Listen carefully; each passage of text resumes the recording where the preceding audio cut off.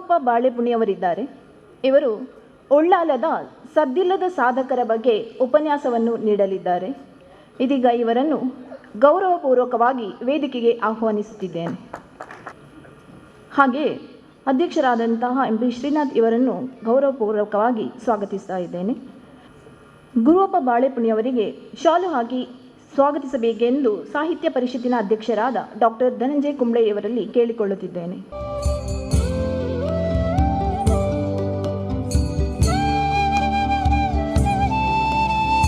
ಗುರುವಪ್ಪ ಬಾಳೆಪುಣಿಯವರು ಶ್ರೀ ನಾರ್ಯ ಐತಮುಗೇರ ಹಾಗೂ ಶ್ರೀಮತಿ ದೇವಿಯವರ ಪುತ್ರನಾಗಿ ದಿನಾಂಕ 1/6/1963 ಇವರ ಜನನವಾಯಿತು.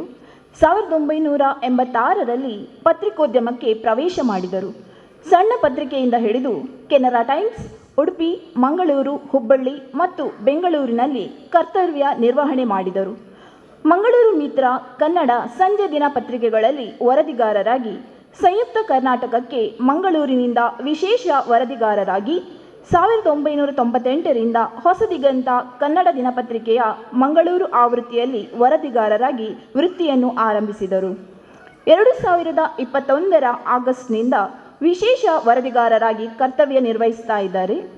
ಇವರು ಎಲೆಮರೆಕಾಯಿಯಾಗಿ ಇದ್ದುಕೊಂಡು ಉಡುಪಿ ಭೂ ಹಗರಣ ತನಿಖಾ ವರದಿ, ಅಕ್ಷರ ಭಗೀರಥ, ಹರೇಕಳ ಹಾಜಬ್ಬ, ಮಹಾತ್ಮ ಗಾಂಧಿ ರಾಷ್ಟ್ರೀಯ ಗ್ರಾಮೀಣ ಉದ್ಯೋಗ ಖಾತರಿ ಯೋಜನೆಯ ಯಶೋಗಾಥೆಗಳು ಹೀಗೆ ಹಲವಾರು ವಿಶೇಷ ವರದಿಗಳನ್ನು ಹೊರಗೆ ತಂದವರು.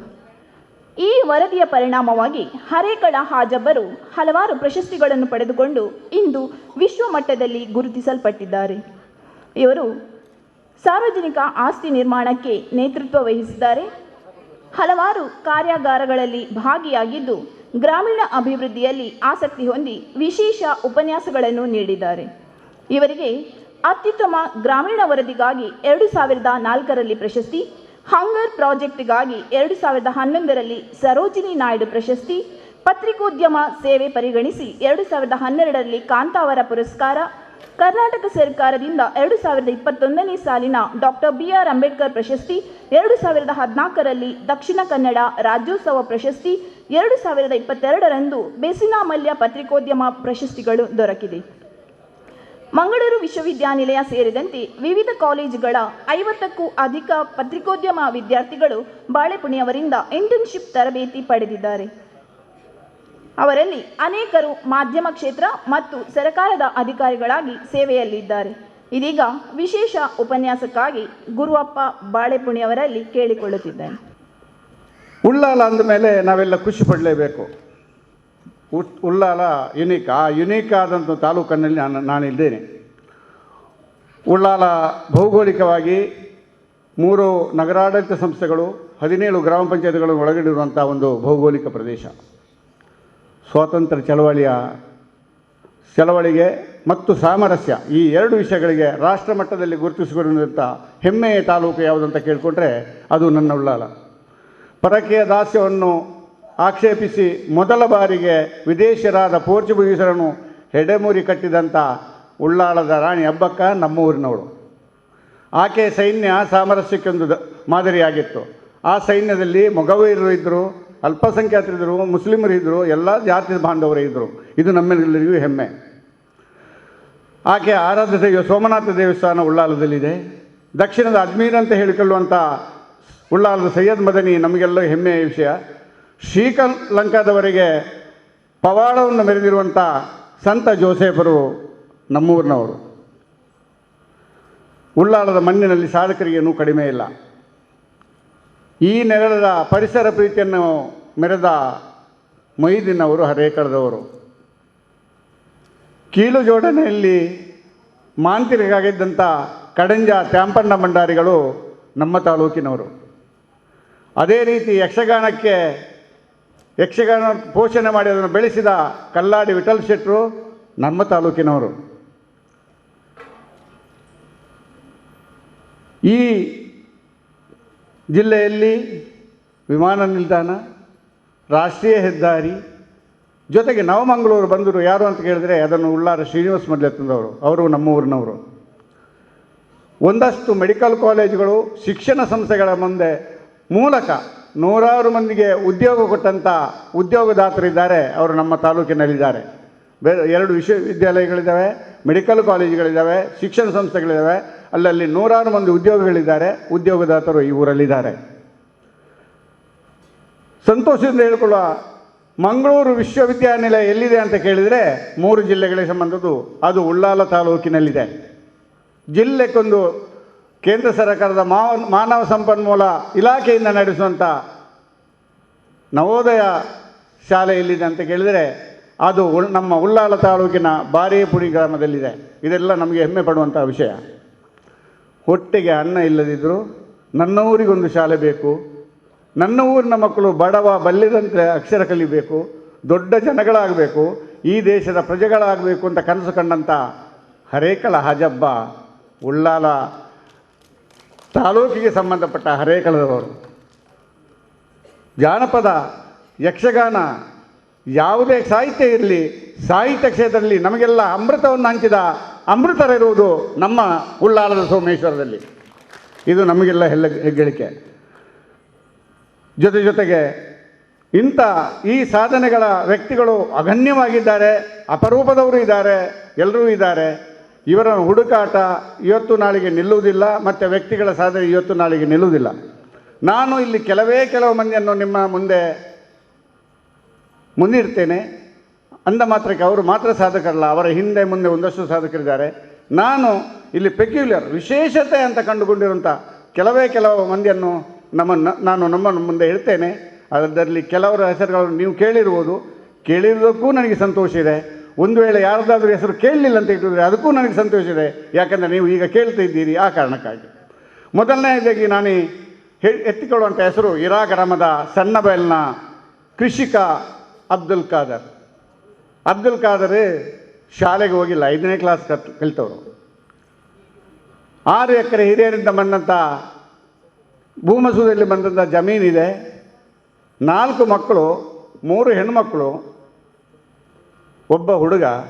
3 ಹೆಣ್ಣು ಮಕ್ಕಳಿಗೆ ಅಬ್ದುಲ್ ಖಾದರ್ ಅವರು ಪದವಿ ಓದಿಸಿದ್ದಾರೆ, BCom ಮಾಡಿಸಿದ್ದಾರೆ. ಹುಡುಗ SLC ಆದಮೇಲೆ ITI ಮಾಡಿದ್ದಾನೆ. ನೋಡಿ, ಇಲ್ಲಿ ವ್ಯತ್ಯಾಸಗಳನ್ನು ನಾವು ಗಮನಿಸಬೇಕು. ಹೆಣ್ಣು ಮಕ್ಕಳಿಗೆ ಶಿಕ್ಷಣದ ಸಬಲೀಕರಣ ಕೊಟ್ಟ ಅಬ್ದುಲ್ ಖಾದರ್ ಆರಂಭದಲ್ಲಿ ಭತ್ತ ಬೆಳೆಸ್ತಾ ಇದ್ದರು. ಈಗ ಅವರ ಕೃಷಿ ಭೂಮಿಯಲ್ಲಿ ಏನಿದೆ ಅಂತ ಕೇಳಿದರೆ ಪಾಟ್ಲಿ ಅರ್ಧಾಂಶ ಕಾಡು ಇದೆ, ರಬ್ಬರ್ ಇದೆ. ಭತ್ತವನ್ನು ನಿಧಾನವಾಗಿ ಬೇರೆ ಕಾರಣಗಳಿಗೆ ಕಡಿಮೆ ಮಾಡಿಕೊಂಡು ಅಲ್ಲಿ ಅಡಿಕೆ ತೋಟ ಬಂದಿದೆ.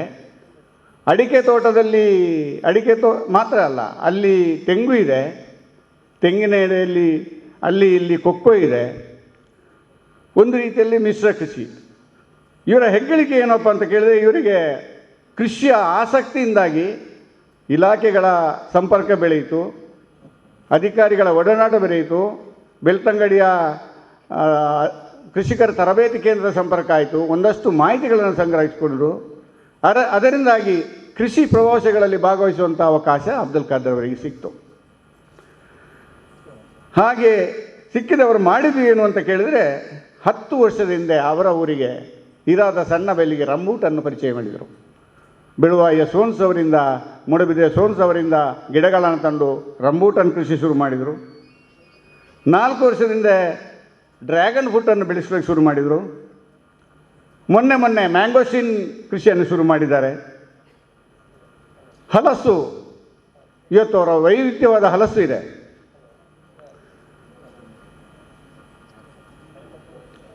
ತುಂಬ ಬೇಗ ಇಳುವರಿ ಕೊಡುವಂಥ ವಿಯೆಟ್ನಾಂ ಅರ್ಲಿ ಅನ್ನೋ ಒಂದು ವೆರೈಟಿ ಇದೆ. ಅದನ್ನು ಇರಾ ಮತ್ತು ಸುತ್ತಮುತ್ತಲಿಗೆ ಪರಿಚಯ ಮಾಡಿದ ಹೆಗ್ಗಳಿಕೆ ಯಾರಿಗೆ ಹೋಗಬೇಕು ಅಂತ ಕೇಳಿದ್ರೆ, 5ನೇ ಕ್ಲಾಸ್ ಓದಿದಂಥ ನಮ್ಮ ಹೀರೋ ಅಬ್ದುಲ್ ಖಾದರ್ ಅವರಿಗೆ ಹೋಗಬೇಕು. ಅವರಲ್ಲಿ ಈಗ J33 ಇದೆ, ಸಿಂಧೂರ ಇದೆ, ಪ್ರಕಾಶ್ ಚಂದ್ರ ಇದೆ, ಪ್ರಶಾಂತಿ ಇದೆ, ಕಾಂಬೋಡಿಯನ್ ಇದೆ, ನಂಗಡಕಿದೆ, ಚಂಪಡಕಿದೆ. ಇದೆಲ್ಲವೂ ಹಲಸು ತಳಿಗಳು. ಅದರಲ್ಲಿ ಕೃಷಿ ಮಾಡಿದ್ದಾರೆ. ಕೃಷಿ ಮಾಡೋದು ಬೇಕಲ್ಲ, ನನಗೆ ಗೊತ್ತಿದ್ದಂಥ ಮಾಹಿತಿಯನ್ನು ಇನ್ನೊಬ್ಬರಿಗೆ ಹಂಚ್ತಾ ಇದ್ದಾರೆ. ಹಾಗೆ ಪಪ್ಪಾಯನ್ನು ಬೆಳೆಸಿದ್ದಾರೆ. ಲೇಡಿ ಪೈಲ್ವಾನ್, ಇಂಡೋನೇಷ್ಯಾ ಗೋಲ್ಡ್ ಪಪ್ಪಾಯಿ ಅವರಲ್ಲಿದೆ. ಅದೇ ಮಿಲ್ಕ್ ಫ್ರೂಟು ಮತ್ತು ಅಬಿಯಾ ಅನ್ನುವ ಕೇರಳದ ಹಣ್ಣಿನ ತಳಿಗಳನ್ನು ಅವರು ಇಲ್ಲಿ ಬೆಳೆಸುವಂಥ ಪ್ರಯತ್ನಗಳನ್ನು ಮಾಡ್ತಾ ಇದ್ದಾರೆ.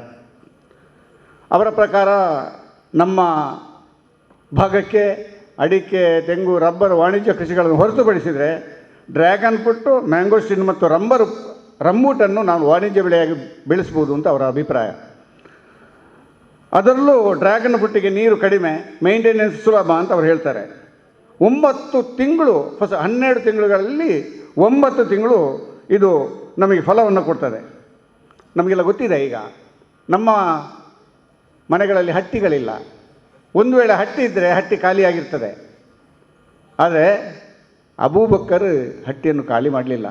ಕೃಷಿಯ ಗೊಬ್ಬರಕ್ಕೆ ಬೇಕಾಗಿ ಇನ್ನೂ ಅವರ ಹಟ್ಟಿಯಲ್ಲಿ ಕೋಣ ಇದೆ, ಎತ್ತು ಇದೆ. ಇನ್ನೊಬ್ಬರಿಂದ ಅವರು ಗೊಬ್ಬರವನ್ನು ತರುವಂಥ ಪ್ರಯತ್ನಗಳನ್ನು ಮಾಡದೆ ತನಗೆ ಬೇಕಾದ ಗೊಬ್ಬರವನ್ನು ತಾನೇ ಸಿದ್ಧಪಡಿಸಿಕೊಳ್ಳುವಂಥ ಹಂತದಲ್ಲಿದ್ದಾರೆ. ಮಿಶ್ರ ಕೃಷಿ ಇವರ ವೈವಿಧ್ಯ. ಟೆರೆಸಿಯಲ್ಲಿ ತರಕಾರಿ ಮಾಡ್ತಾರೆ. ಮಿಶ್ರ ಕೃಷಿಗೆ ಬೇಕಾಗಿ ಇವರಿಗೆ ಕೃಷಿ ಇಲಾಖೆಯಿಂದ ಪ್ರಶಸ್ತಿ ಸಿಕ್ಕಿದೆ. 2021ನೇ ಸಾಲಿನ ಸುವರ್ಣ ನ್ಯೂಸಿನ ಕರ್ನಾಟಕ ರತ್ನ ಪ್ರಶಸ್ತಿ ಬಂದಿದೆ ಇವರಿಗೆ. ಜೊತೆಗೆ ನೋಡಿ, 5ನೇ ಕ್ಲಾಸ್, ನಾನು ಆರಂಭದಲ್ಲಿ 5ನೇ ಕ್ಲಾಸ್ ಓದಿದ್ದು ಅಂತೇಳಿ, ಕೃಷಿ ಮಾಹಿತಿಗಳನ್ನು ಹಂಚಿಕೊಳ್ಳುವುದಕ್ಕೆ ಬೇಕಾಗಿಯೇ ನಮ್ಮ ಅಬೂಬಕ್ಕರ್ ಕರಾವಳಿ ಕನ್ನಡ ಅನ್ನುವಂಥ ಬ್ಲಾಗನ್ನು ನಡೆಸ್ತಾ ಇದ್ದಾರೆ. ಓದಿದ್ದು 5ನೇ ಕ್ಲಾಸು, ಕೃಷಿ ಮಾಹಿತಿಯನ್ನು ಬ್ಲಾಗ್ ಮೂಲಕ ಹಂಚುತ್ತಾ ಇದ್ದಾರೆ ಅಬೂಬಕ್ಕರ್ ಅವರು. 5 ಸರಾಸರಿಯಾಗಿ ವರ್ಷಕ್ಕೆ ಕೃಷಿಯಿಂದ ಎಷ್ಟು ಬರುತ್ತೆ ಅಂತ ಕೇಳಿದ್ರೆ ಏನು ಕಡಿಮೆ ಇಲ್ಲದಿದ್ದರೂ ನನಗೊಂದು 5 ಲಕ್ಷ ಆದಾಯ ಇದೆ, ನೆಮ್ಮದಿಯಿಂದ ಜೀವನ ನಡೆಸ್ತೇನೆ ಅಂತ ಅಬೂಬಕ್ಕರ್ ಹೇಳ್ತಾರೆ. 5ನೇ ಕ್ಲಾಸ್ ಓದಿದ್ದಾರೆ. ಆದರೆ ಇವತ್ತು ಅವರ ಅನುಭವ, ಅವರು ಪಡ್ಕೊಂಡಂಥ ನಾಲೆಜ್ ಒಂದು 4-5 ಡಿಗ್ರಿಗಳಿಗೇನು ಕಡಿಮೆ ಇಲ್ಲ ಅಂತ ಹೇಳ್ತಾ ದೊಡ್ಡದಾದೊಂದು ಚಪ್ಪಳೆ ಕೊಟ್ಟರೆ ನನಗೆ ಖುಷಿ ಆಗ್ತಂತ ಹೇಳ್ತಾರೆ.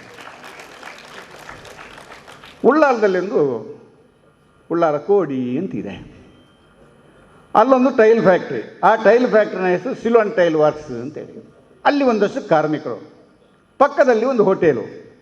ಆ ಹೋಟೆಲಿಗೆ ಹೆಸರಿಲ್ಲ. ಟೈಲ್ ಫ್ಯಾಕ್ಟ್ರಿ ಕಾರ್ಮಿಕರು ಹೋಟೆಲ್ಗೆ ತಿಂಡಿಗೆ ಹೋಗೋ ಹೋಟೆಲ್ ಯಾವುದು? ಅದು ಕೋಡಿಯ ಹೋಟೆಲು ಅಂತ. ತುಳುವಿನವರಾದರೆ ಕೋಡಿದ ಹೋಟೆಲು ಅಂತ. ಅದನ್ನು ನಡೆಸೋರು ಯಾರು? ನಾರಾಯಣ ಮತ್ತು ಕಮಲಾ ದಂಪತಿಗಳು ಅದರ ಓನರ್ಸ್. ಅವರಿಗೆ 8 ಮಂದಿ ಮಕ್ಕಳು. ಅವರೇನೂ ಶಾಲೆ ಕಲಿಯಲಿಲ್ಲ. 8 ಮಕ್ಕಳಿಗೂ ದೊಡ್ಡ ವಿದ್ಯಾಭ್ಯಾಸ ಕೊಡಲಿಕ್ಕೆ ಆಗಲಿಲ್ಲ. ಈ 8 ಮಂದಿ ಮಕ್ಕಳು ಕೂಡ ಬಹಳ ಕಷ್ಟದಲ್ಲಿ, ಬಹಳ ಓದಲಿಲ್ಲ, ಆದರೂ ಸ್ವಲ್ಪ ಓದಿದವರು. ಅದರಲ್ಲಿ 7ನೇಯವರು ಹೋಟೆಲ್ನಲ್ಲಿ ಗ್ಲಾಸ್ ತೊಳೆಯಲಿಕ್ಕೆ ಜನ ಇಲ್ಲ ಅಂತೇಳಿ 8ನೇ ಕ್ಲಾಸಲ್ಲೇ ಕ್ಲಾಸ್ ಬಿಟ್ಟರು.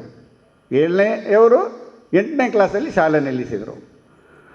ಮುಂದೆ ದೊಡ್ಡದಾಗ್ತಾ ಅಲ್ಲೇ ಕೆಲಸ ಮಾಡ್ತಾ ದೊಡ್ಡದಾಗ್ತಾ ಮತ್ತೆ ಅವರು ಪೇಟೆಗೆ ಬರ್ತಾರೆ, ಮಂಗಳೂರಿಗೆ ಬರ್ತಾರೆ. ಮಂಗಳೂರಿನಲ್ಲಿ ಬಂದು ಒಂದು ಬುಕ್ಕಿಂಗ್ ಆಫೀಸಲ್ಲಿ, ಬಸ್ ಬುಕ್ಕಿಂಗ್ ಆಫೀಸಲ್ಲಿ ಕೆಲಸ ಸೇರಿದರು.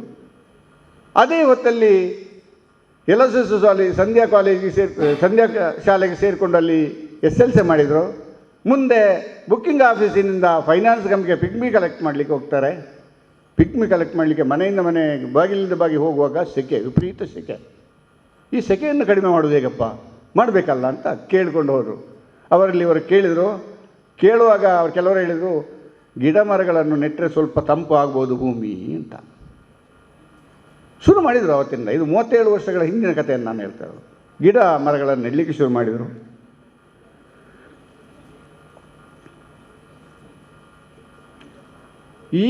ಇವತ್ತಿನ ದಿನಕ್ಕೆ ಅವ್ರ ಲೆಕ್ಕಾಚಾರ ಹಾಕಿದರೆ ಆ ಮನುಷ್ಯ ನೆಟ್ಟಂಥ ಗಿಡಗಳ ಸಂಖ್ಯೆ ಸುಮಾರು 3 ಲಕ್ಷ.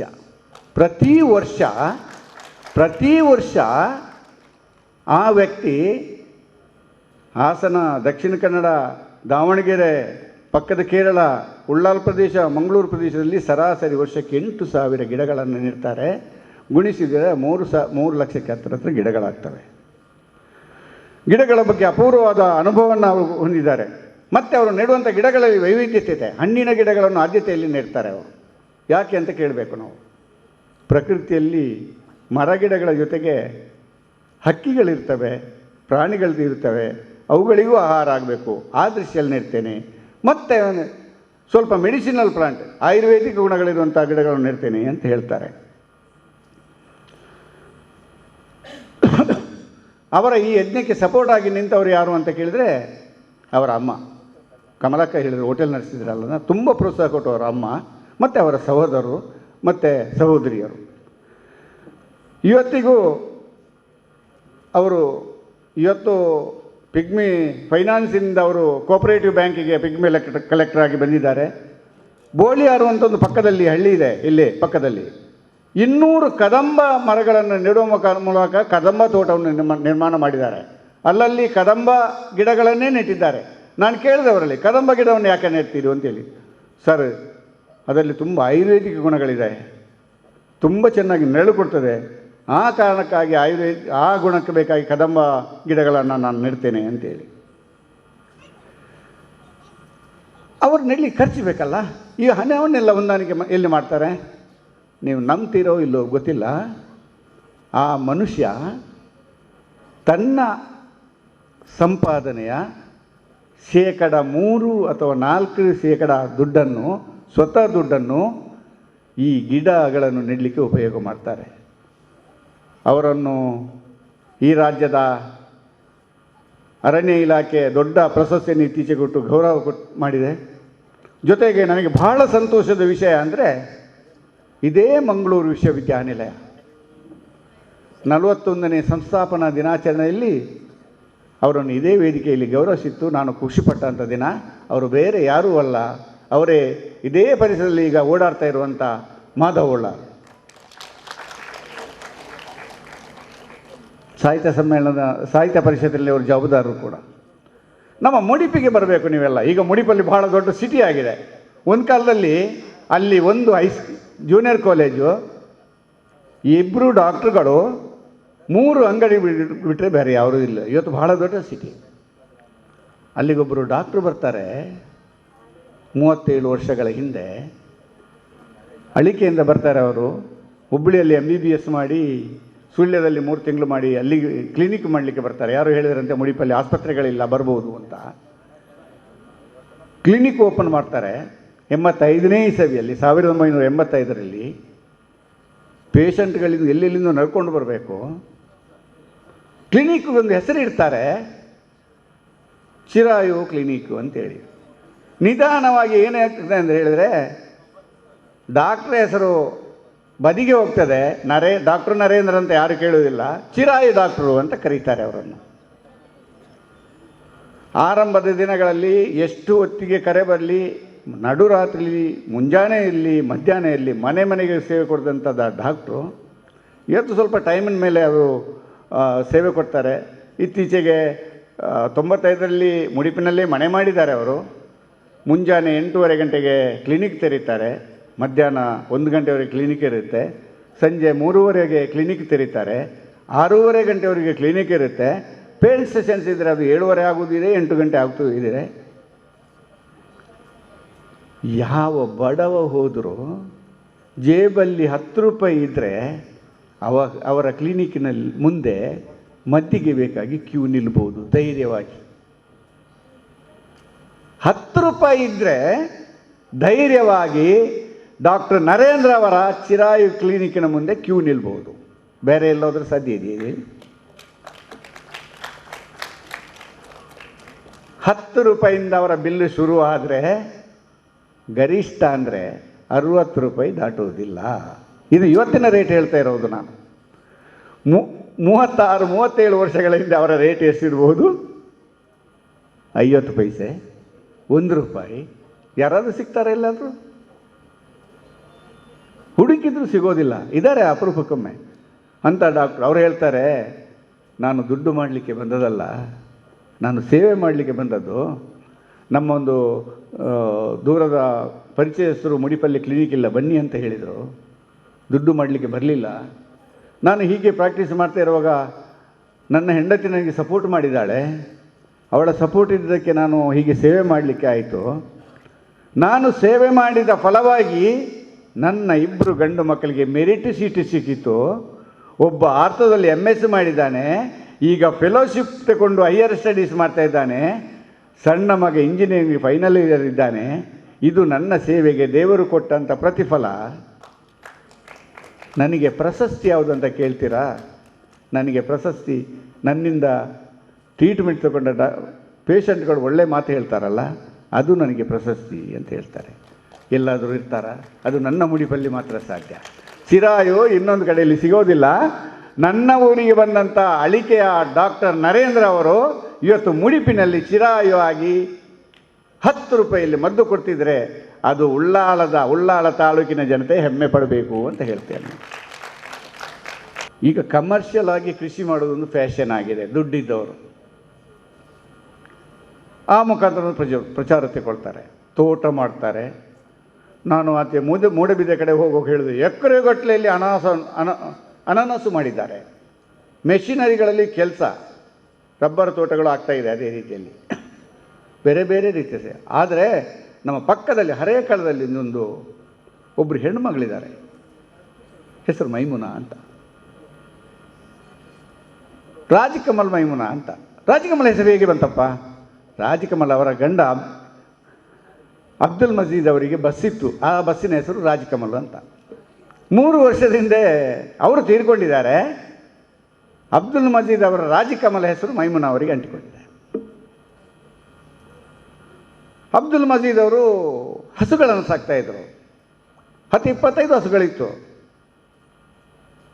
3 ವರ್ಷದಿಂದ ಮಜೀದ್ ತೀರ್ಕೊಂಡ್ರೆ ಇವರಿಗೆ ಕಷ್ಟ ಆಯಿತು. ಎಲ್ಲವನ್ನು ಮಾರಿಬಿಟ್ಟು, ಎಲ್ಲ ಹಸುಗಳನ್ನು ಮಾರಿಬಿಟ್ಟು, 100ರಷ್ಟು ಆಡುಗಳಿದ್ದು ಆಡನ್ನೂ ಮಾರಿಬಿಟ್ಟು. ಆದರೆ ಇತ್ತೀಚೆಗೆ 2 ವರ್ಷದ ಹಿಂದೆ ಮತ್ತೆ ಸೆಳೆತ ಶುರುವಾಯಿತು ಅವರಿಗೆ. ನಾನು ಹಸುಗಳನ್ನು ಸಾಕಬೇಕು, ನನ್ನ ಹುಲ್ಲು ನನ್ನ ಹಟ್ಟಿ ಹುಲ್ಲಾಗಬೇಕು, ಮತ್ತೆ ಒಂದಷ್ಟು ಕರುಗಳು ಅಂಬ ಅಂತ ಹೇಳಬೇಕು.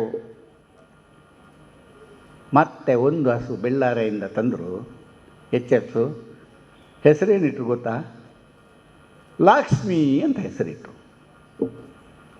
ಅವರಿಗೆ 3 ಮಂದಿ ಹೆಣ್ಮಕ್ಳು. ಮೊದಲನೇ ಮಗಳು SLC ಓದಿದ್ದಾಳೆ, ಮದುವೆ ಆಗಿದೆ. 2ನೇ ಮಗಳು ಸಾಫ್ಟ್ವೇರ್ ಇಂಜಿನಿಯರ್, 3ನೇ ಮಗಳು BCom ಓದ್ತಾ ಇದ್ದಾಳೆ. ಮನೆ ಇದೇ ಮೈಮುನಾ ಅವರು, ಅವರ 2ನೇ ಮಗಳು ಸಾಫ್ಟ್ವೇರ್ ಇಂಜಿನಿಯರ್, ಅವರ ಚಾಲಕ ಪ್ರಶಾಂತ್. 3 ಮಂದಿ ಸಗಣಿ ಬಾಚಲಿಕ್ಕೆ ಶುರು ಮಾಡ್ತಾರೆ. ಹೈನುಗಾರಿಕೆ ಇಂಪ್ರೂವ್ ಆಗ್ತದೆ. ಪ್ರಸ್ತುತ ಅವರ ಹಟ್ಟಿಯಲ್ಲಿ 49 ಹಸುಗಳಿದ್ದಾವೆ, 20 ಕರುಗಳಿದ್ದಾವೆ, 2 ಸೊಸೈಟಿಗಳಿಗೆ ಹಾಲು ಹಾಕ್ತಾರೆ. ತಿಂಗಳಿಗೆ 1 ಲಕ್ಷ ರೂಪಾಯಿ ಗೊಬ್ಬರ ಮಾರಾಟ ಮಾಡ್ತಾರೆ. ಒಂದು ತಿಂಗಳಿಗೆ 2 ಲಕ್ಷ ರೂಪಾಯಿದು ಪಶು ಆಹಾರ ತಗೊಳ್ತಾರೆ. ವರ್ಷಕ್ಕೆ 6 ಲಕ್ಷ ರೂಪಾಯಿದು ಬೈಹುಲ್ಲು ತಗೊಳ್ತಾರೆ. ಭಾಳ ಚೆಂದ ನಿರ್ವಹಣೆ ಮಾಡ್ತಾರೆ. ತಿಂಗಳಿಗೆ ಎಷ್ಟಿದೆ ನಮ್ಮ ಆದಾಯ ಅಂತ ಕೇಳ್ತೇನೆ ನಾನು.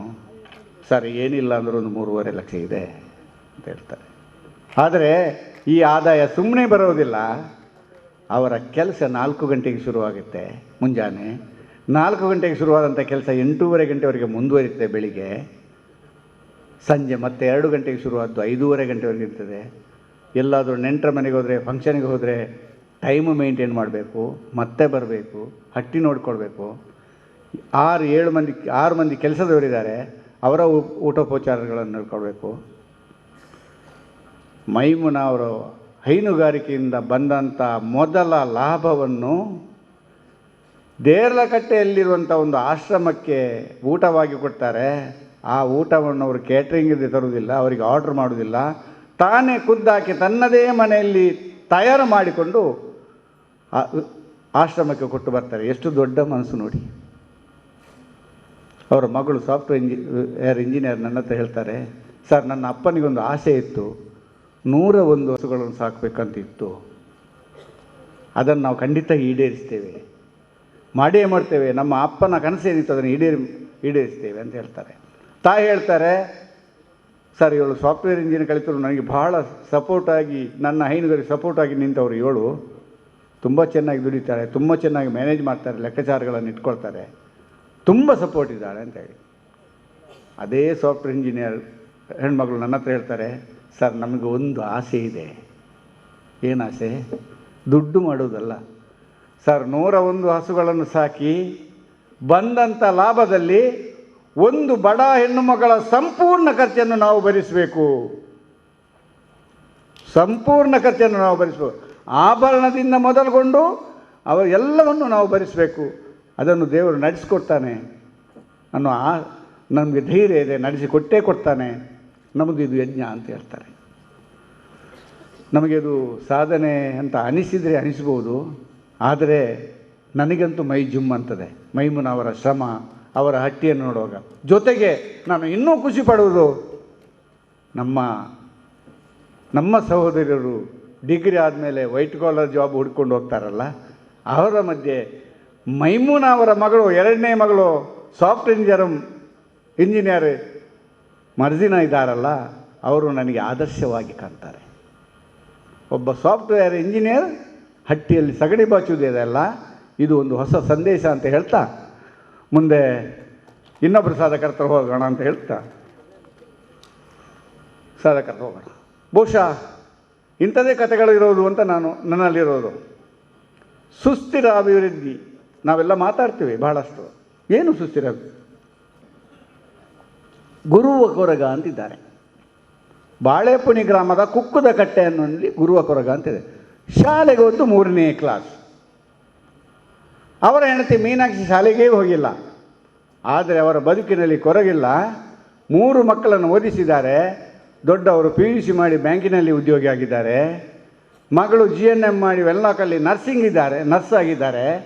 ಸಣ್ಣವನಿಗೆ AC ಮೆಕ್ಯಾನಿಕ್ಸ್ ಓದಿಸಿ ಮೆಕ್ಯಾನಿಕ್ ಆಗಿದೆ. ಹಿಂದೆ ಬೆಂಗಳೂರಿನಲ್ಲಿ ಕೆಲಸ ಮಾಡ್ತಾಯಿದ್ರು, ಈಗ ಮಂಗಳೂರಿನಲ್ಲಿ ಕೆಲಸ ಮಾಡ್ತಾಯಿದ್ದಾರೆ.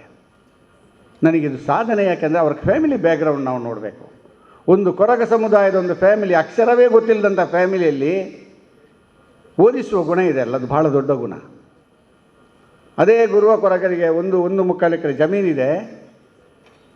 18-19ನೇ ಸಾಲಿಗೆ ಅದರಲ್ಲಿ ಒಂದು 100 ಅಡಿಕೆ ಸಸಿಗಳನ್ನು ಹಾಕ್ತಾರೆ ಅವರು. ನರೇಗಾದ ಸಹಾಯ ಪಡ್ಕೊಂಡು, ಬಾಳೆಪುಣಿ ಗ್ರಾಮ ಪಂಚಾಯತ್ ಸಹಾಯ ಪಡ್ಕೊಂಡು ಆ ತೋಟದಲ್ಲಿ 75-80 ಗಿಡಗಳು ಉಳ್ಕೊಂಡಿವೆ. ಭಾಳ ಚೆನ್ನಾಗಿ ತೋಟವನ್ನು ನಿರ್ವಹಣೆ ಮಾಡಿದ್ದಾರೆ. ಮೊನ್ನೆ ಇತ್ತೀಚೆಗೆ 2022 ಮಾರ್ಚ್ 19ನೇ ತಾರೀಕಿಗೆ ಆಗಿನ ಜಿಲ್ಲಾಧಿಕಾರಿ ರಾಜೇಂದ್ರ ಅವರು ಬಾಳೆಪುಣಿಗೆ ಬಂದಿದ್ದಾಗ ಅವರ ತೋಟವನ್ನು ಭೇಟಿ ಮಾಡಿ ಅಪ್ರಿಸಿಯೇಷನ್ ಹೇಳ್ತಾರೆ. ಸುಸ್ಥಿರ ಅಂದರೆ ಇದು, ಮಕ್ಕಳನ್ನು ಓದಿಸುವುದು, ಒಂದು ಹಂತಕ್ಕೆ ಬೆಳೆಸುವುದು, ಬದುಕಿಗೆ ದಾರಿ ಕಂಡುಕೊಳ್ಳುವುದು, ನಿಶ್ಚಿಂತ ಇದು. ನಾವೆಲ್ಲ ದುಡಿಲಿಕ್ಕೆ ಹೋದರೆ ಅವರು ಆರಾಮವಾಗಿ ಮನೆಯಲ್ಲಿರ್ತಾರೆ. ನಾನು ಕೇಳಿದೆ, ದುಡಿಲಿಕ್ಕೆ ಹೋಗೋದಿಲ್ವ ಅಂತ. ನಮ್ಮ ಮುಡಿಪಿನ ಅಕ್ಕಪಕ್ಕದ ಪಾಯಗಳೆಲ್ಲ ದುಡಿತಾ ಇದ್ದವರು. ಅವರು ಇಜ್ಜಿ ಆನಿತ್ತ ಪೊಪ್ಪುಜಿ ಜೋಕುಳು ಬೆಂದು ಕೊರ್ಪೇರು ಬೊಕ್ಕ ತೋಟ ಉಂಡ ತೈತ ಸುತ್ತಲ ತಿರುಗುಣ ಅಂತ. ಇದು ಸಾಧನೆ ಅಂತ ನನ್ನ ಲೆಕ್ಕದಲ್ಲಿ. ಇದು ಸಾಧನೆ. ನಿಮಗೆ ಏನು ಅನಿಸುತ್ತೋ ಗೊತ್ತಿಲ್ಲ ನನಗೆ. ಇದೇ ಕೊಣಾಜೆ ಗ್ರಾಮದಲ್ಲಿ ಒಂದು ಗುಡ್ಡಪಾಲು ಅಂತ ಊರಿದೆ. ಅಲ್ಲೇ ಪಕ್ಕದಲ್ಲಿ ಅನ್ನೆರೆ ಪಾಲು ಅಂತಿದೆ. ಸ್ವಲ್ಪ ಮುಂದೆ ಹೋದರೆ ಕೊಣಾಜೆ ಪದದಲ್ಲಿ ಇದೆ. ಈ 3 ಪ್ರದೇಶಗಳಲ್ಲಿ ಸುಮಾರು ಒಂದು 40-45 ಮನೆಗಳು ನಮ್ಮ ಕುಡುಬಿ ಜನಾಂಗದ ಮನೆಗಳು. ಕುಡುಬಿ ಜನಾಂಗದವರು ಶಾಲೆಗೆ ಹೋಗುವುದಿಲ್ಲ. 4ನೇ ಕ್ಲಾಸು 5ನೇ ಕ್ಲಾಸ್, ಹೆಚ್ಚಂದರೆ 7ನೇ ಕ್ಲಾಸಲ್ಲಿ ಬಂತು. 2009ರಲ್ಲಿ ಇದೇ ಯೂನಿವರ್ಸಿಟಿದ ಒಬ್ಬರು ಕನ್ನಡದಲ್ಲಿ ಸ್ನಾತಕೋತ್ತರ ಪದವಿ ತಗೊಳ್ತಾರೆ. ಅವರ ಹೆಸರು ಗೋಪಾಲ ಗೌಡ ಅಂತೇಳಿ.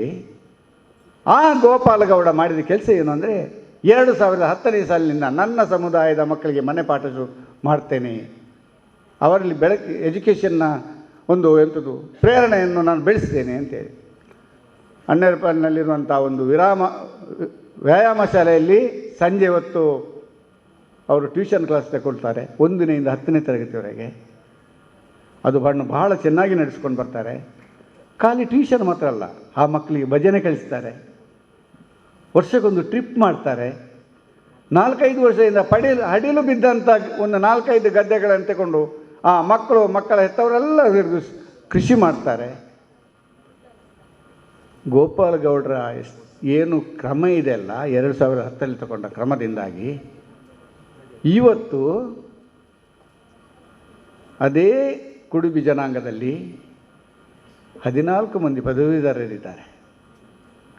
14 ಮಂದಿ ಪದವೀಧರರು ಬಂದಿದ್ದಾರೆ. ಒಂದಷ್ಟು ಮಂದಿ PUC ಓದ್ತಾ ಇದ್ದಾರೆ, ಕೆಲವರು ITI ಓದ್ತಾ ಇದ್ದಾರೆ. ನಾನು ಇದನ್ನು ಕಣ್ಣಾರೆ ಕಂಡವ. ನಾನು ಇತ್ತೀಚೆಗೆ ಮೊನ್ನೆ ಹೋಗುವಾಗ ಪಾಠ ಮಾಡ್ತಾ ಇದ್ದಾರೆ ಗೋಪಾಲಗೌಡ.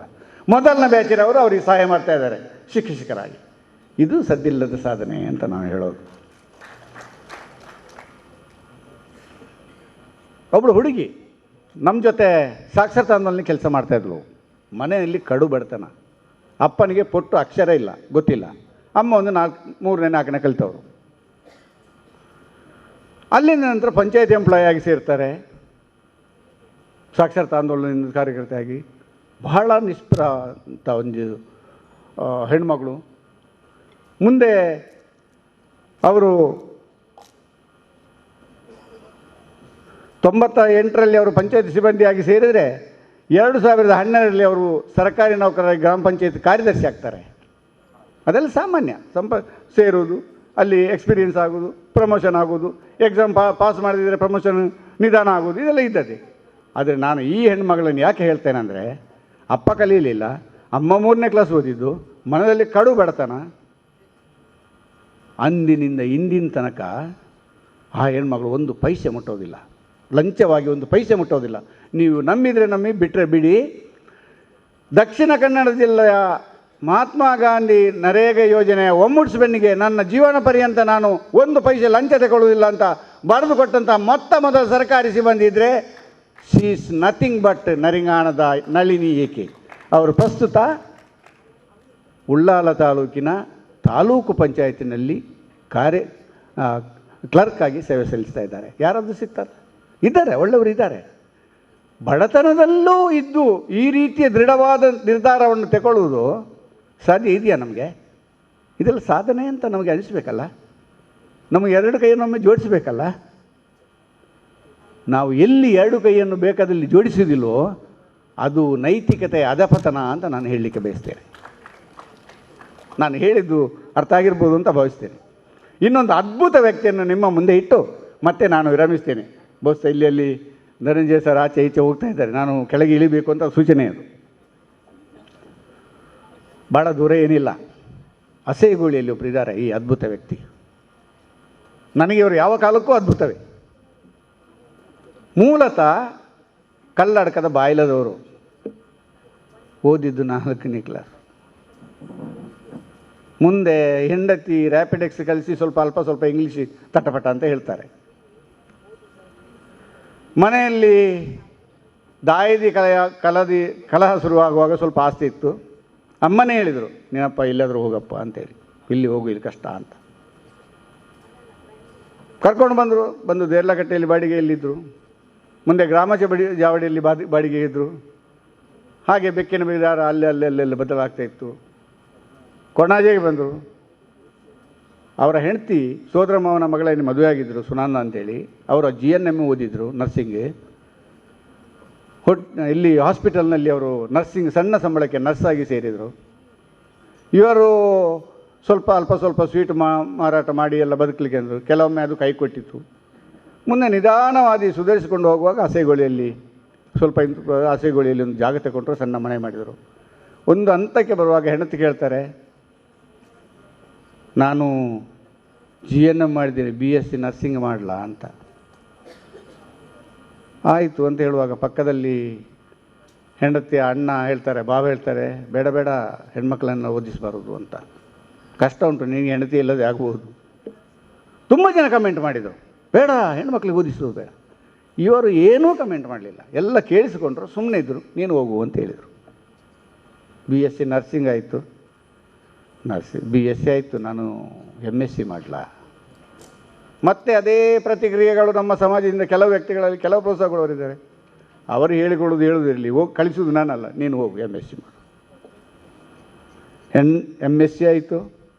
MSc ಆಗುವಾಗ ಅವರ ಹಾಸ್ಪಿಟಲಲ್ಲಿ ಒಂದು ಓಟಿಗೆ ಒಂದು ಇಂಪಾರ್ಟೆಂಟ್ ಪೊಸಿಷನಿಗೆ ಒಂದು ಇಂಟರ್ವ್ಯೂ ಇತ್ತು. ಇವರು ಅಪ್ಲೈ ಹಾಕಿದರು. ಅದೃಷ್ಟ ಒಳ್ಳೆದಿತ್ತು, ಇವರು ಆಯ್ಕೆ ಆದರು. ಒಳ್ಳೆ ಸಂಬಳ ಬಂತು, ಇಂಪ್ರೂವ್ ಆದರು. ಮತ್ತೆ ಒಂದು ದಿವಸ ಇನ್ನೊಂದು ಪೀಠಿಗೆ ಆಗಿದ್ರು. ಅಲ್ಲ ರೀ, BSc ಮಾಡಿಸ್ಲಿಕ್ಕೆ ಬಿಟ್ರಿ, MSc ಮಾಡಿ ಆಯಿತು, ನಾನು ಡಾಕ್ಟ್ರೇಟ್ ಮಾಡಲ? ಯಾರು ಬೇಡ ಅಂದರು, ಮಾಡು.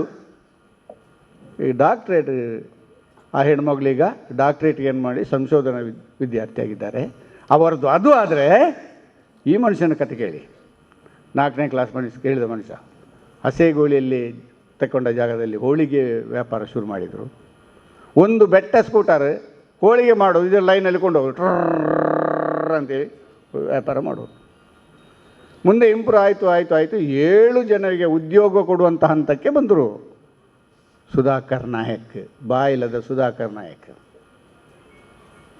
ಮುಂದೆ ಲೈನು ಸೇಲ್ ಮಾಡೋದನ್ನೇ ಬಿಟ್ಬಿಟ್ರು. ಯಾಕೆ ಬಿಟ್ಟರು ಅಂತ ಕೇಳಿದರೆ, ನೇರವಾಗಿ ಕೇಟರಿಂಗಿನವರೇ ಹೋಳಿಗೆಗೆ ಆರ್ಡರ್ ಕೊಡುವಂಥದ್ದು ಇವರಿಗೆ. ಸುಮಾರು 25-26 ಮಂದಿ ಕೇಟ್ರಿಂಗಿನವರೇ ನನಗೆ ಇಷ್ಟು ಹೋಳಿಗೆ ಬೇಕು ಅಂತ ಇಂಡೆಂಟ್ ಹಾಕೋದು, ಇವರು ಮಾಡಿಕೊಡೋದು. 4 ಕಿಲೋ 5 ಕಿಲೋ ಸಕ್ಕರೆ, 5 ಕಿಲೋ ಕಡಲೆಬೇಳೆ, 6 ಕಿಲೋ ಮೈದಾನಲ್ಲಿ ಶುರು ಮಾಡಿದಂಥ ಸುಧಾಕರ್ ನಾಯಕರ ಹೋಳಿಗೆ ವ್ಯಾಪಾರ ಇವತ್ತು ದಿನಕ್ಕೆ 40 ಕೆ ಜಿ ಸಕ್ಕರೆ, 40 ಕೆ ಜಿ ಬೇಳೆ, 60 ಕೆ ಜಿ ಮೈದಕ್ಕೆ ಬಂದು ಮುಟ್ಟಿದೆ. 7 ಜನ ಕೆಲಸ ಮಾಡ್ತಾ ಇದ್ದಾರೆ. 6 ಹೆಣ್ಮಕ್ಳು ಹಿಂದೆ ಕೆಲಸ ಮಾಡ್ತಾ ಇದ್ದವರಿಗೆ ಮದುವೆ ಆಗಿ ಹೋಗಿದೆ. ಇದೇ ಸುಧಾಕರ್ ನಾಯಕರವರಿಗೆ ಮದುವೆ ಆಗಿ ಹೋಗುವ ಆ ಹೆಣ್ಣುಮಕ್ಕಳಿಗೆ 20 ಗ್ರಾಮಿನ ಚಿನ್ನದ ಆಭರಣಗಳನ್ನು ಉಡುಗೊರೆ ಕೊಟ್ಟಂಥ ಶ್ರೇಷ್ಠ ವ್ಯಕ್ತಿ. 20 ಗ್ರಾಮ್ ಸಂಬಳ ಕೊಟ್ಟಿದ್ದಾರೆ ಮದುವೆ ಆಗೋ ಸಂದರ್ಭದಲ್ಲಿ. ಎಷ್ಟು ದೊಡ್ಡ ಮನಸ್ಸು ನೋಡಿ. ಅವರಿಗೆ ಹಿಂದೆ ಅಲ್ಲಿಂದ ವಾಪಸ್ ಕಳಿಸಿದ್ರಲ್ಲ ತಂದೆ ಮನೆಯಿಂದ, ನೀವು ಹೋಗು ಅಂತೇಳಿ. ಮತ್ತೆ ಅವರಿಗೆ 2 ಎಕರೆಯಲ್ಲಿ ತೋಟ ಸಿಕ್ಕಿದೆ. ತೋಟಕ್ಕೆ ಒಬ್ಬರನ್ನು ಕೆಲಸದವರನ್ನು ನೇಮಿಸಿಕೊಂಡಿದ್ದಾರೆ ಅವರು. ಆ ಕೆಲಸಕ್ಕೆ ನೇಮಿಸಿಕೊಂಡಂಥ ವ್ಯಕ್ತಿ ಅಡಿಕೆ ಕೀಳುವುದು ಅದೇ ವ್ಯಕ್ತಿ, ಅಡಿಕೆ ಎಕ್ಕುವುದು ಅದೇ ವ್ಯಕ್ತಿ, ಹುಲ್ಲು ತೆಗೆಯುವುದು ಅದೇ ವ್ಯಕ್ತಿ, ಅದನ್ನು ಸಾಗಾಟ ಮಾಡೋದು ಅದೇ ವ್ಯಕ್ತಿ. ಆ ಕೆಲಸದಾಳು ಬೇರೆ ಯಾರು ಅಲ್ಲ, ಅದೇ ಸುಧಾಕರ್ ನಾಯಕ್. ಕೆಲಸದವರು ನಂಬಿ ಅವರಿಲ್ಲ, ಸ್ವತಃ ಶ್ರಮ. ಅಡಿಕೆ ಅವರೇ ತೆಗಿತಾರೆ, ಮದ್ದು ಅವರೇ ಬಿಡ್ತಾರೆ, ಅಡಿಕೆ ಅವರೇ ಹಾಕ್ತಾರೆ, ಹುಲ್ಲು ಅವರೇ ತೆಗಿತಾರೆ. ತಾನಿರುವಂಥ ಮನೆಯನ್ನು ಹೆಂಡತಿ ಹೆಸರಿಗೆ ಬರೆದಿದ್ದಾರೆ. ಪಕ್ಕದ ಬೋಳೆಹನ್ನಲ್ಲಿ ಒಂದು ವಸತಿ ಸಮುಚ್ಚಯ ಕಟ್ಟಿದ್ದಾರೆ, 8 ಮನೆಗಳದ್ದು. ನನ್ನ ಹತ್ರ ಹೇಳ್ತಾರೆ, ಬಾಳೆಪುಣಿಯವರೇ, ನನಗೊಂದು ಖುಷಿಯ ವಿಷಯ ಅಂದರೆ ನಾನು ಲೋನ್ ಮಾಡಿದೆ ಅದನ್ನು ಕಟ್ಟಿದ್ದೇನೆ ಅಂತ. ಸಾಧನೆ ಅಲ್ವಾ? ಸಾಧನೆ ಅಲ್ವಾ? ನಮಗಂತ ಸಾಧನೆ ಅಂತ ಅನಿಸೋದೇ ಇಲ್ವಾ? ಮಗಳನ್ನು BDS ಮಾಡಿಸ್ತಾ ಇದ್ದಾರೆ, ಮುಂದಿನ ವರ್ಷದಿಂದ MDS ಮಾಡ್ತಾರೆ. ಮಗ ಇಂಜಿನಿಯರ್ ಓದ್ತಾನೆ, ಬಂದವರಿಗೆ ಸಹಾಯ ಮಾಡ್ತಾರೆ. ಸಹಾಯ ಮಾಡಿದ್ದೇನಂತ ಇನ್ನೊಬ್ಬರ ಹತ್ರ ಹೇಳುವುದಿಲ್ಲ. ಈ ಎಲ್ಲ ವ್ಯಕ್ತಿಗಳನ್ನು ನಾನು ನಿಮ್ಮ ಮುಂದೆ 8 ಮಂದಿಯನ್ನು ಇಟ್ಟಿದ್ದೇನೆ. ಇವರು ಒಂದೊಂದು 2 ಸಾಧನೆ ಅಲ್ಲ, ಇವರನ್ನು ವ್ಯಕ್ತಿಗತವಾಗಿ ನೋಡಿದರೆ ಇವರ ಸಾಧನೆಗಳು ಮಲ್ಟಿಪಲ್. ನಮ್ಮ ಸಮಾಜದಲ್ಲಿ ಇವತ್ತಿಗೂ ಕಾಲಕ್ಕೆ ಮಳೆ ಬರಬೇಕಿದ್ರೆ, ಕಾಲಕ್ಕೆ ಬೆಳೆ ಬರ್ತಾ ಇದ್ದರೆ ಬಹುಶಃ ಇಂಥ ವ್ಯಕ್ತಿಗಳಿಂದಲೇ ಬರ್ತದೆ ಅಂತ ಹೇಳ್ತಾ, ನಮ್ಮ ಸುತ್ತಮುತ್ತ ಇಂಥ 100 ವ್ಯಕ್ತಿಗಳು ಇನ್ನೂ ಇದ್ದಾರೆ ಅಂತ ಹೇಳ್ತಾ, ಎಲ್ಲರೂ ಅವರನ್ನು ಭಾಳ ಉದಾತ್ತ ದೃಷ್ಟಿಯಿಂದ ನೋಡ್ತಾ ಅವರೆಲ್ಲ ಪ್ರೋತ್ಸಾಹ ಕೊಡಬೇಕಂತ ಹೇಳ್ತಾ, ನನಗೆ ದೊಡ್ಡ ಅವಕಾಶ ಕೊಟ್ಟ ಈ ಕನ್ನಡ ಸಾಹಿತ್ಯ ಪರಿಷತ್ತಿನ ಉಳ್ಳಾಲ ತಾಲೂಕು ಘಟಕಕ್ಕೆ, ಹಾಗೆ ಸಹನೆಯಿಂದ ನನ್ನನ್ನು ಸಹಿಸಿಕೊಂಡಂಥ ಈ ಸಭಾಂಗಣದಲ್ಲಿರುವಂಥ ಎಲ್ಲ ಸಾಧಕರಿಗೆ ವಂದಿಸ್ತೇನೆ. ಸಾಧಕರು ಯಾಕೆ ಅಂತ ಹೇಳಿದರೆ, ಬೆಳಿಗ್ಗೆ ಫುಲ್ ಇತ್ತು ಹಾಲ್ನಲ್ಲಿ, ಮಧ್ಯಾಹ್ನ ಹಾಗೂ ಅರ್ಧಾಂಶ ಆಯಿತು, ಈಗ 15% ಬಂದಿದೆ. ಯಾರೆಲ್ಲ ತಾಳ್ಮೆಯಿಂದ ಕೂತಿದ್ದೀರಿ, ನನ್ನ ಲೆಕ್ಕದಲ್ಲಿ ನೀವೆಲ್ಲ ಸದ್ದಿಲ್ಲದ ಸಾಧಕರು ಅಂತ ಹೇಳ್ತಾ ಮಾತು ಮುಗಿಸ್ತಾ ಇದ್ದೀನಿ. ನಮಸ್ಕಾರ. ಉಳ್ಳಾಲದ ಸದ್ದಿಲ್ಲದ ಸಾಧಕರ ಬಗ್ಗೆ ವಿಶೇಷ ಉಪನ್ಯಾಸ ನೀಡಿದ ನಿಮಗೆ ಧನ್ಯವಾದಗಳು ಸರ್. ಇದೀಗ ಗುರುವಪ್ಪ ಬಾಳೆಪುಣಿಯವರಿಗೆ ಸ್ಮರಣಿಕೆಯನ್ನು ನೀಡಬೇಕಾಗಿ ತೋನ್ಸೆ ಪುಷ್ಕರ್ ಕುಮಾರಲ್ಲಿ ಕೇಳಿಕೊಳ್ಳುತ್ತಿದ್ದೇನೆ.